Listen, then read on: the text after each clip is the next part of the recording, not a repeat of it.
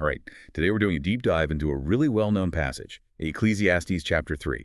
It kicks off straight away with that famous idea, a time for everything and a season for every activity under heaven.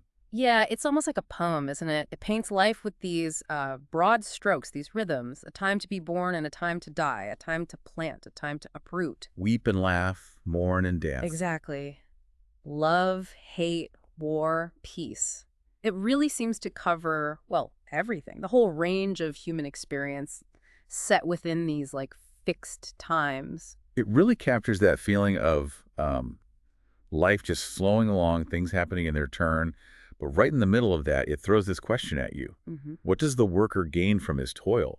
It's quite a question. Yeah. It even calls this whole struggle, this trying to find meaning, the burden God has laid on men. And that question leads right into how the text talks about God's part in all this. It says God made everything beautiful in its time. And also that he put something lasting, the sense of eternity in the hearts of men. Okay, so there's beauty, there's purpose, a hint of forever inside us. But yeah, right after that, it says we cannot fathom what God has done from beginning to end.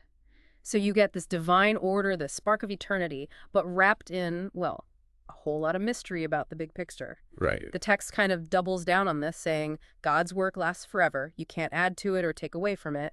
And this is done so that men will revere him. There's a real sense of things being set, whatever has already been and what will be has been before. That kind of inevitability. Okay, so if everything has its beautiful time and it's all sort of inevitable, how does that square with what the text sees in the world? It talks about observing wickedness, right, where judgment and justice are supposed to happen. That's a sharp contrast, isn't it, to the divine rhythm it just described. And seeing that that brokenness in human affairs, it makes the writer think about, well, ultimate justice. The text says God will bring to judgment both the righteous and the wicked. So even with the messiness we see, there's a sense that God's judgment covers it all in the end. That seems to be the idea presented. But then the text takes another turn, a really challenging one, looking straight at mortality. Yeah, this is the part where it says, God tests them so that they may see that they are like the animals. That comparison feels, well, pretty stark. It is stark. It doesn't pull any punches. It says, man's fate is like that of the animals. The same fate awaits them both. As one dies, so dies the other. Wow. All have the same breath. Man has no advantage over the animal. And then the line, everything is meaningless. Or maybe a better sense is futile, empty in terms of lasting earthly achievement. Yeah. But all goes back to dust. Man has no advantage over the animal. Everything is meaningless. That hits hard, especially right after asking what our work is worth. On the surface, it sounds like nothing. Yeah, it's a tough conclusion to sit with, and it leaves you hanging with this ultimate question that comes from sharing that fate with animals. Who knows if the spirit of man rises upward and if the spirit of the animal goes down into the earth? So much uncertainty there. Exactly. It just puts the question out there, what happens after? We don't know. So, okay, we've gone through these cycles, God's mysterious plan, the injustice we see, this really harsh view of death. Right. Where does the text land? What does it say is actually good? What's the conclusion on what's nothing better for a man?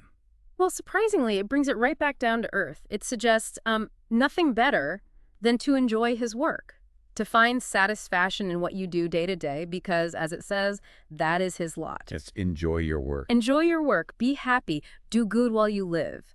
It calls this capacity for enjoyment a gift of God, but it still acknowledges the limits. It ends with, who can bring him to see what will happen after him? You can't know the future.